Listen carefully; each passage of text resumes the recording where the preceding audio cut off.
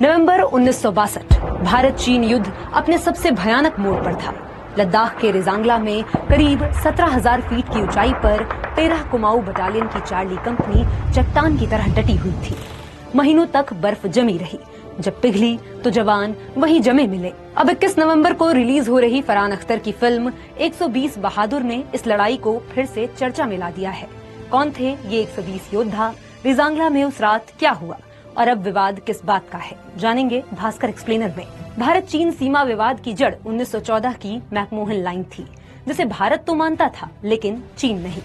1950 में तिब्बत पर चीन के कब्जे का भारत ने विरोध नहीं किया और नेहरू सरकार हिंदी चीनी भाई भाई की नीति पर कायम रही। 1959 में दलाई लामा भारत आए तो चीन भड़क उठा और अरुणाचल व लद्दाख में घुसपैठ बढ़ गई। भारत ने फॉरवर्ड पॉलिसी अपनाकर सीमा के पास चौकियां बनाई। इन्हीं में से एक थी 16,000 फीट पर बनी रेजांगला पोस्ट, जहां तापमान -30 डिग्री सेल्सियस तक गिरता। 29 सितंबर 1962 को 13 कुमाऊं बटालियन को यहां तैनाती मिली। चार्ली कंपनी के कमांडर थे मेजर शैतान सिंह भाटी और उनके ज्यादातर जवान उत्तर प्रदेश, हरियाणा, राजस्थान और पंजाब से थे। लद्दाख की सर्दी ने उन्हें जल्द ही तोड़ दिया। ढंग के कपड़े नहीं, खाना पत्थर जैसा जम जाता।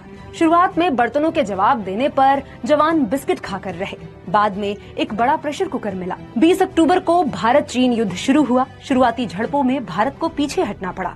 चीन ने तवांग, बोमडिला और गलवान जैसी चौकियां कब्जा ली। नेवल मैक्सवेल अपनी किताब इंडियाज चाइना वॉर में लिखते हैं, पहले हफ्तों तक प्रधानमंत्री नेहरू को विश्वास था कि चीन भाईचारे को नहीं तोड़ेगा, लेकिन जैसे जैसे पोस्ट गिरती गईं, उन्हें गहरा धक्का लगा। इधर लद्दाख में चुशूल ही एकमात्र इलाका बचा था जिस पर अभी तक तिरंगा लहरा रहा था।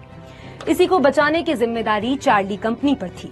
रेजांगला पास पर 13 कुमाऊं बटालियन तैयारियों में जुट गई। बोरे मंगवाए गए जिनमें कंक्रीट भरकर बंकर बनाए गए। रेजांगला में भारतीयों के पास ऊंचाई का फायदा था, 18,300 फीट। चीन नीचे 16,000 फीट से आ रहा था।